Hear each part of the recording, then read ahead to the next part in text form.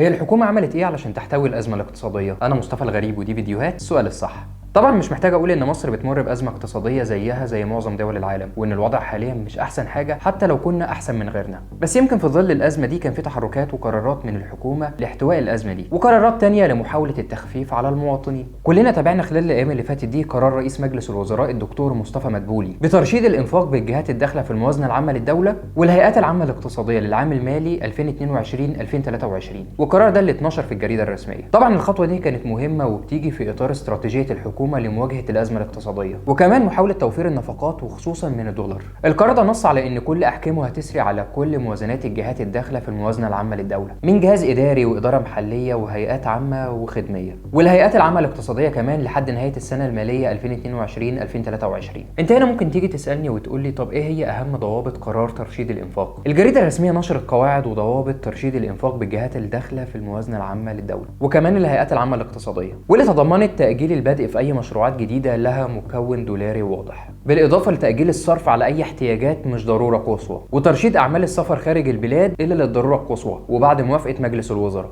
او ان الجهه الداعيه هي اللي تتحمل تكاليف السفر وبعد موافقه السلطات المختصه. القرار كمان بيأكد ضروره ان قواعد الترشيد المنصوص عليها ما تاثرش على الخدمات اللي بتقدمها الجهات المخاطبه او دورها. اما بقى بالنسبه للاجور والتعويضات فالقرار بيحظر الصرف على المنح الرسميه ومكافآت التدريب، وكمان المنح الدراسيه بالداخل والخارج، بجانب حظر الصرف على اعتمادات الخدمات الاجتماعيه والرياضيه والترفيهيه للعاملين. اما بقى فيما يخص شراء السلع والخدمات القرار برضو تضمن حظر الصرف على تكاليف البرامج التدريبيه ونفقات النشر والاعلان والدعايه، وكمان الاشتراك في المؤتمرات في الداخل او الخارج من غير الحصول على موافقه مسبقه، بالاضافه لحظر الصرف على بدل الانتقال للسفر للخارج وتكاليف النقل والانتقالات العامه، وكمان اقامه المعارض بالداخل والخارج. ولمراقبه بقى القرار ده وضمان تطبيقه بشكل كامل وزير الماليه هيعمل تقرير دوري كل شهرين ويعرضه على رئاسه مجلس الوزراء. القرار ده هيوضح مدى التزام الجهات المخاطبه بتنفيذ القرار، وكمان هيعرض نتائج تنفيذه. طب هي ايه الجهات او اغراض الصرف اللي تم استثنائها من القرار؟ احكام القرار ده يا صديقي وفقا للي اتنشر في الجريده الرسميه مش هيتطبق على عده جهات زي وزاره الصحه والجهات التابعه ليها والمستشفيات الجامعيه، والجهات القائمه على تدبير السلع التموينيه، والجهات القائمه على تدبير المواد البتروليه ومشتقاتها، بالاضافه لكافه المخصصات الماليه لدعم السلع التموينيه، ووزاره الدفاع والجهات التابعه ليها، ووزاره الداخليه والجهات التابعه ليها، وديوان عام وزاره الخارجيه. الفوائد واقساط سداد القروض المدرجه بموازنات الجهات، الاعتمادات المدرجه بموازنات الجهات لعلاج العاملين وغير العاملين زي الطلبه،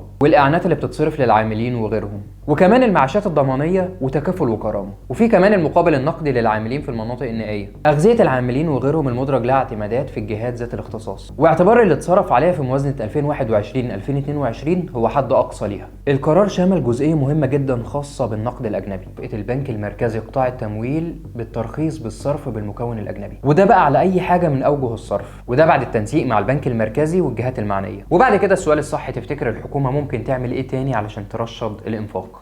سلام.